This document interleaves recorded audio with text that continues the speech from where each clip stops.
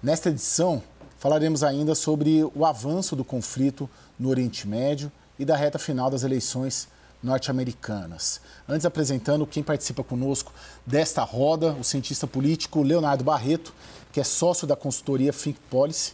Barreto está nos nossos estúdios em Brasília, Léo. Muito obrigado, bem-vindo.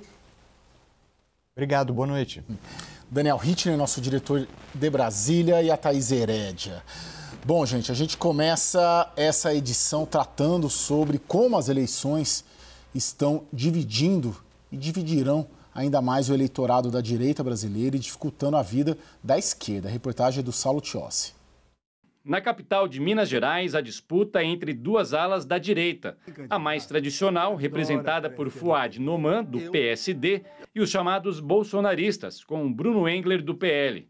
Após vencer o primeiro turno, Engler aparece atrás de Fouad nas pesquisas. O Datafolha mostra o candidato do PSD com 46% das intenções de voto, com uma vantagem de 7 pontos percentuais sobre o adversário.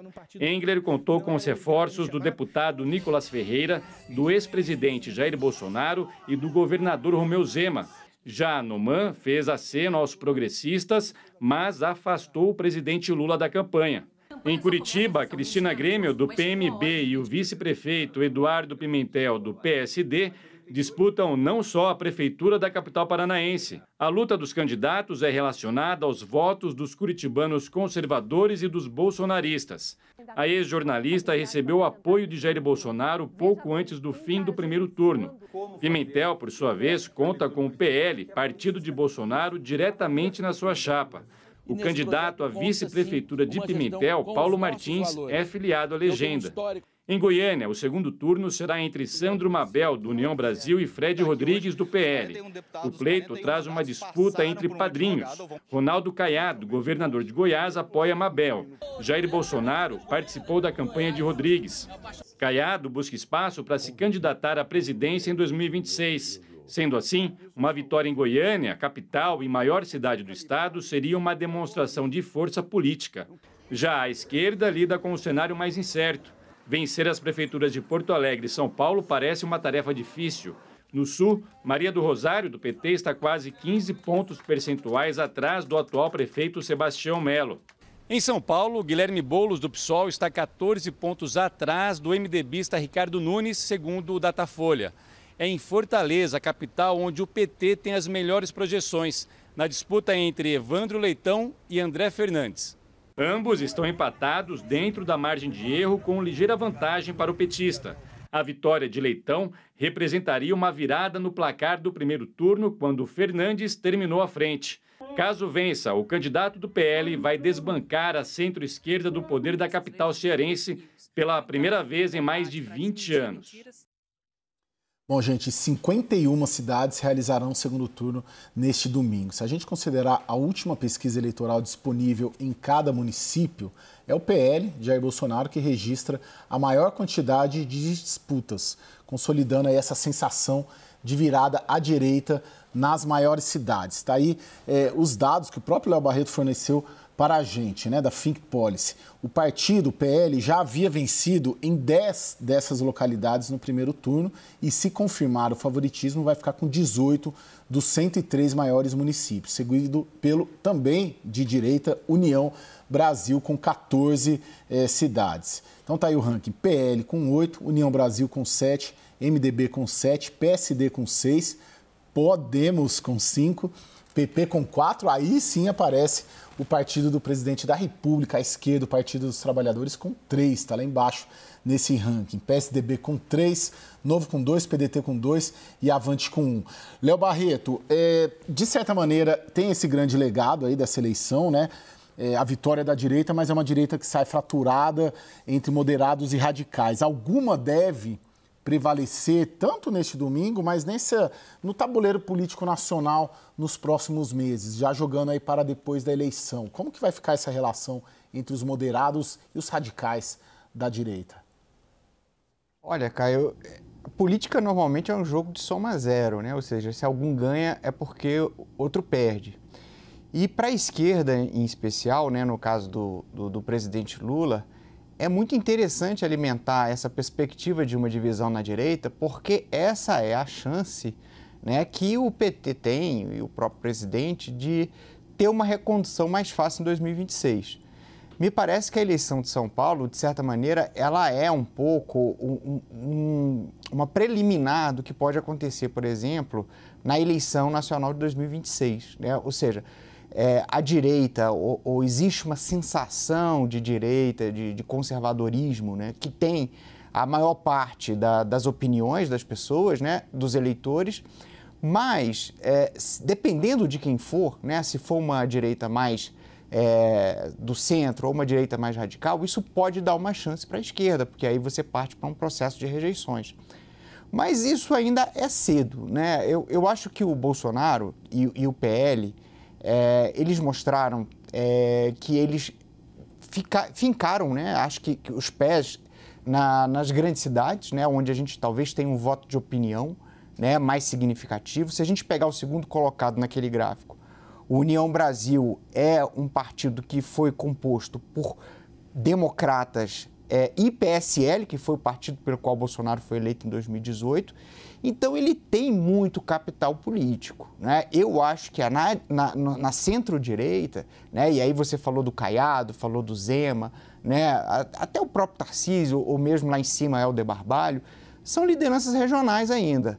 Acho que dessa turma toda, o Bolsonaro ele ainda tem uma certa vantagem, porque ele é o único que ainda tem abrangência nacional, e o crescimento do PL, de certa maneira, mostra, né, essa força que existe hoje, especialmente nas grandes cidades. Agora, Daniel, o governo está sabendo ler? Eu tenho a percepção de que sim, né? Mas você não precisa concordar comigo. Eu acho que o presidente Lula, em diversos momentos, entre o primeiro e o segundo turno, soube ler as urnas, né?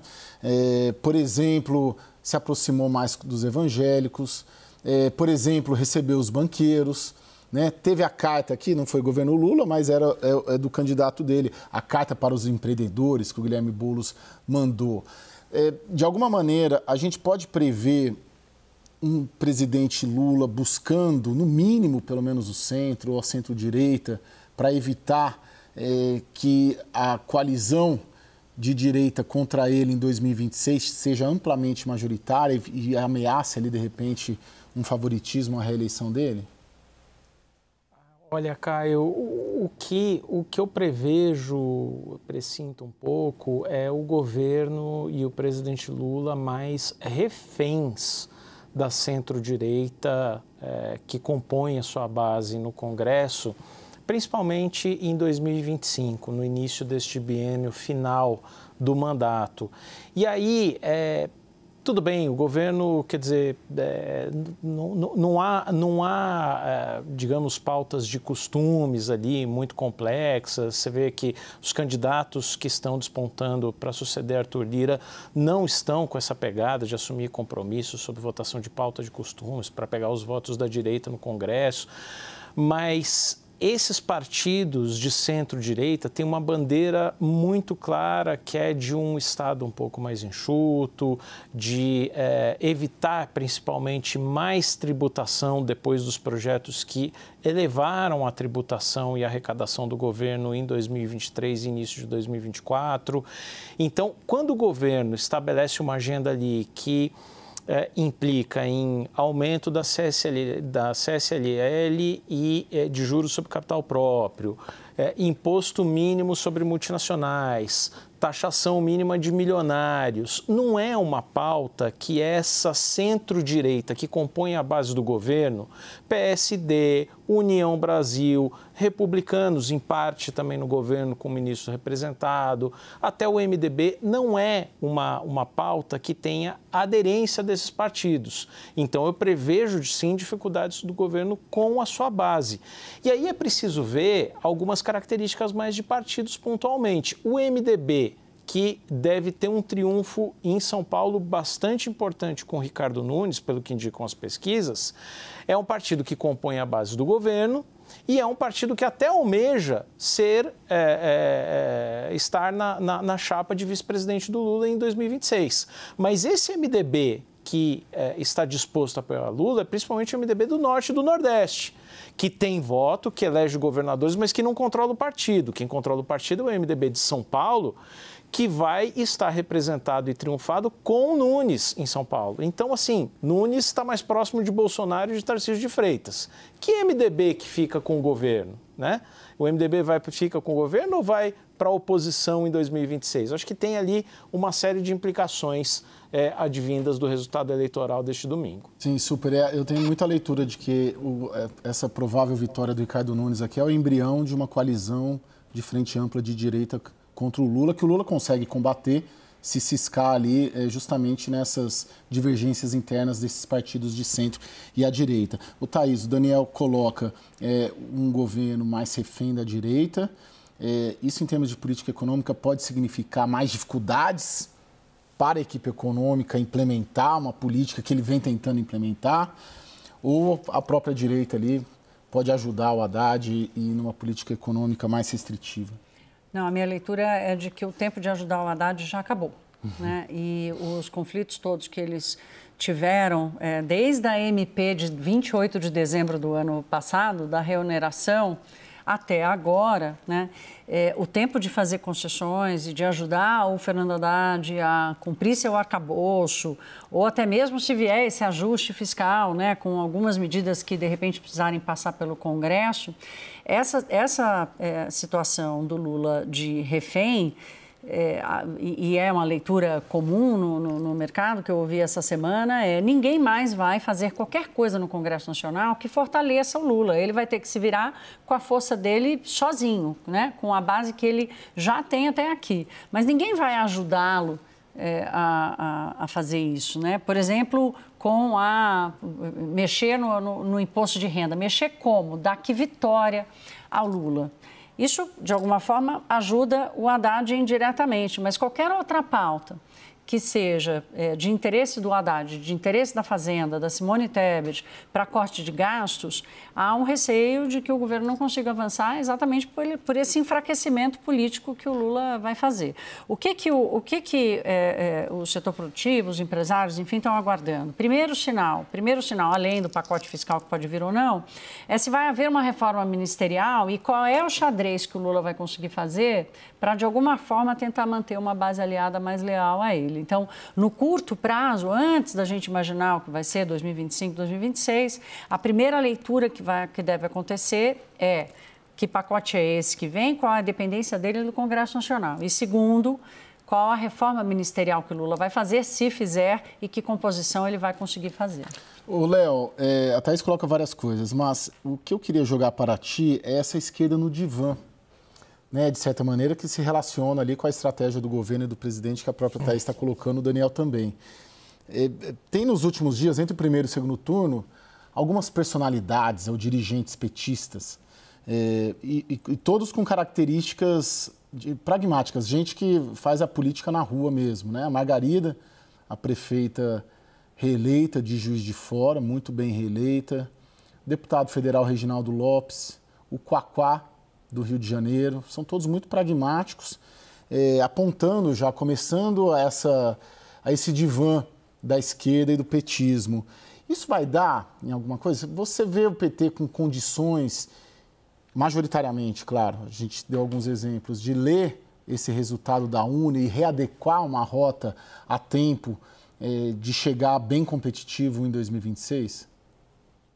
É uma situação bem difícil e não tão incomum na nossa história, né? Quando a gente vê uma certa hegemonia de pensamento, os políticos que não correspondem àquele lado, né, eles acabam tentando se tornar. Eu lembro muito da eleição, se eu não me engano, de 2010, né, que o PT estava no auge, o governo Lula, né, lá em cima, e o Serra foi lutar contra a Dilma e uma das coisas que ele tentou desenvolver na sua campanha foi assim, não, eu sou mais de esquerda do que a própria Dilma, né? Hoje, em São Paulo, a gente teve o Boulos numa live com o Pablo Marçal, e, enfim, ele tentando virar voto, dizendo que ele vai estimular o empreendedorismo, que ele entende de prosperidade. Então, assim, é uma coisa que gera um certo desconforto, mas é até comum, né, nas dinâmicas eleitorais. Eu acho que o Lula, ele até tem um espaço, né, para fazer esse movimento, porque ele não tem mais ninguém à esquerda dele para competir por esse espaço. Diferente de Bolsonaro. Eu acho que, voltando de novo para a eleição de São Paulo, o que aconteceu? O Bolsonaro, ele faz uma aposta mais ao centro com o Nunes, né? Ele trabalha ali dentro de um arco de partidos, ele institucionaliza um pouco a direção dele, e aí o que acontece? Abre um flanco na direita para um candidato que, embora não seja bolsonarista, né, fez uma campanha bolsonarista raiz, por assim dizer, né, que foi o Pablo Marçal. Esse é um dilema que o PL, que o Bolsonaro, enfim, que esses políticos de direita têm hoje, que é o quanto que, por exemplo, o Bolsonaro pode caminhar para o centro sem abrir um flanco para um adversário. O Lula tem esse espaço, ele tem essa tradição, não é? Ele já fez isso outras vezes, ele já teve o PL na vice, ele pode, por exemplo, convidar a União Brasil para ser parceiro em 2026, convidar o MDB, tudo isso já foi feito. Agora, a questão, trazendo para essa segunda metade de mandato, hoje a gente tem no Congresso Nacional 5 partidos, né, que mandam no Congresso de verdade, que são esses partidos do Centrão, que mandam no governo, que foram vencedores da eleição. E nesse momento eles devem estar pensando, o que esse governo pode me dar para eu salvá-lo? Talvez a resposta seja o próprio governo. Essa é uma discussão que acontece em Brasília. Será que esse preço, né, que vai ser cobrado do Lula vai ser tão alto que ele vai ter condições de pagar? A gente vai ter aí 2 anos, né, e uma parte dessa discussão começa agora, né, até fevereiro, a eleição para presidente da Câmara, que é exatamente falar de custo e uma readequação, né, do preço, vamos dizer assim, que esses partidos vão cobrar para poder salvar o governo. Tanto que já tem, né, Daniel, uma reforma ministerial contratada aí, né, para depois da eleição da mesa, é isso, né, justamente para adequar essa correção de rota que o Léo coloca. Certamente, vai ter uma pressão muito grande do Centrão para ocupar mais espaços. Tem gente no próprio governo que acha que o Centrão precisa de mais espaço, inclusive no Palácio do Planalto, algum ministério ali dentro do Palácio do Planalto, para permitir uma articulação melhor com o Congresso, e a fatura vai sair mais cara mesmo, óbvio que vai. Ô, Léo, só para finalizar, de alguma maneira a gente coloca bastante, e todos os analistas têm colocado essa derrota da esquerda nesta eleição, mas não necessariamente a derrota da esquerda na eleição municipal significa a derrota na nacional, mesmo porque nas últimas 4, aí, pelo menos 5, o PT, eles têm a fórmula, né, de alguma maneira. Olha, Caio, concordo, o Lula tem um capital próprio, e isso ninguém nega, né, mas a gente precisa lembrar que ele está enfrentando um problema de popularidade, né? Ele está com 34% de ótimo e bom. O Bolsonaro terminou o último ano de governo dele com 39%, tendo perdido a reeleição. Eu não quero dizer com isso, claro, que o Lula não é competitivo, longe disso, né? Mas o que a gente pode dizer hoje o presidente não está numa situação confortável. A gente tem aí 2 anos sinalizando que a gente vai ter uma dificuldade da economia.